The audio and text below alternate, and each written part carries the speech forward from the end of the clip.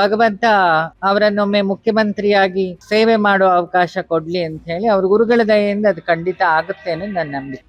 2025ಕ್ಕೆ ಡಿ.ಕೆ. ಶಿವಕುಮಾರ್ ಅವರು ಸಿಎಂ ಆಗ್ತಾರಾ ಅನ್ನುವಂತಹ ಒಂದು ಕುತೂಹಲ ಇದೀಗ ಎಲ್ಲರಲ್ಲೂ ಕೂಡ ಮನೆ ಮಾಡಿದೆ. ಇದೀಗ ಡಿ.ಕೆ. ಶಿವಕುಮಾರ್ ಅವರು ಸಿಎಂ ಆಗೋದು ನಿಶ್ಚಿತ ಅಂತ ಹೇಳಿ ಒಬ್ರು ಭವಿಷ್ಯವನ್ನ ನುಡಿದಿದ್ದಾರೆ. ಆ ರೀತಿ ಭವಿಷ್ಯ ನುಡಿದ ಸ್ವಾಮೀಜಿ ಅಥವಾ ಆ ರೀತಿ ಭವಿಷ್ಯವನ್ನು ನುಡಿದಂತಹ ಗುರೂಜಿ ಯಾರು ಅಂತ ಅಂದ್ರೆ ಅವರು ಅವಧೂತ ವಿನಯ್ ಗುರೂಜಿ. ಹೌದು, ಇವರು ಡಿ.ಕೆ. ಶಿವಕುಮಾರ್ ಅವರು ಸಿಎಂ ಆಗೋದು ನಿಶ್ಚಿತ ಅಂತ ಹೇಳಿದ್ದಾರೆ. ಈ ರೀತಿಯಾದಂತಹ ಭವಿಷ್ಯವನ್ನ ಹುಕ್ಕೇರಿ ಪಟ್ಟಣದಲ್ಲಿ ನುಡಿದಿದ್ದು ಕಾಂಗ್ರೆಸ್ ಪಕ್ಷಕ್ಕೆ ಡಿ.ಕೆ. ಶಿವಕುಮಾರ್ ಅವರು ತುಂಬಾ ಕೆಲಸವನ್ನ ಮಾಡಿದ್ದಾರೆ. ಡಿ.ಕೆ. ಶಿವಕುಮಾರ್ ಸಿಎಂ ಆದ್ರೆ ತುಂಬಾ ಖುಷಿ ಪಡ್ತೇವೆ ಅಂತ ಹೇಳಿದ್ದಾರೆ.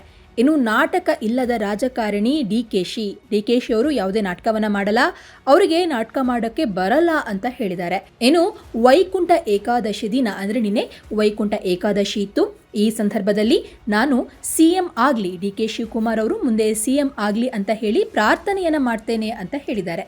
ಇನ್ನು ಅಜ್ಜಯ್ಯನ ಮೇಲೆ ನಿಷ್ಠೆ, ಧರ್ಮದ ಮೇಲೆ ಶ್ರದ್ಧೆ ಡಿ.ಕೆ.ಶಿ ಅವರಿಗಿದೆ. ಇನ್ನು ಗುರುಗಳ ಅನುಗ್ರಹದಿಂದಲೇ ಇದೇ ಸರ್ಕಾರದ ಅವಧಿಯಲ್ಲಿ ಡಿ.ಕೆ. ಶಿವಕುಮಾರ್ ಅವರು ಸಿಎಂ ಸೀಟಲ್ಲಿ ಕೂರ್ತಾರೆ, ಅವರು ಸಿಎಂ ಆಗ್ತಾರೆ ಅಂತ ಹೇಳಿ ವಿನಯ್ ಗುರೂಜಿಯವರು ಭವಿಷ್ಯವನ್ನು ನುಡಿದಿದ್ದಾರೆ. ಇನ್ನು ಒಂದ್ ವೇಳೆ ವಿನಯ್ ಗುರೂಜಿಯವರ ಭವಿಷ್ಯ ನಿಜವಾಯಿತು ಅಂತ ಅಂದ್ರೆ ಡಿ.ಕೆ. ಶಿವಕುಮಾರ್ ಅವರನ್ನ ಸಿಎಂ ಸ್ಥಾನದಲ್ಲಿ ನೋಡಬಹುದು.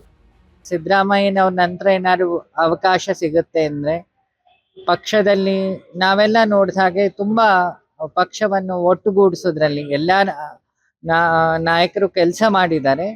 ಅದರಲ್ಲಿ ಅಧ್ಯಕ್ಷ ಸ್ಥಾನದಲ್ಲಿದ್ದು ಪಕ್ಷವನ್ನು ಒಗ್ಗೂಡಿಸೋದ್ರಿಂದ ಹಿಡಿದು ಪಾದಯಾತ್ರೆ ಕಾನ್ಸೆಪ್ಟ್ ಇಂದ ಹಿಡಿದು ಒಬ್ಬ ಲೀಡರ್ ಏನೆಲ್ಲ ಮಾಡ್ಬೋದು ಪಕ್ಷಕ್ಕೋಸ್ಕರ ಅಷ್ಟು ತಪಸ್ಸನ್ನು ಅವ್ರು ಮಾಡಿದ್ದಾರೆ.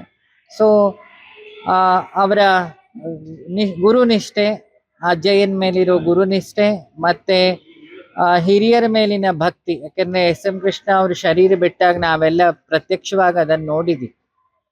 ಮತ್ತೆ ನಾಟಕೀಯ ಇಲ್ಲದ ಮಾತು,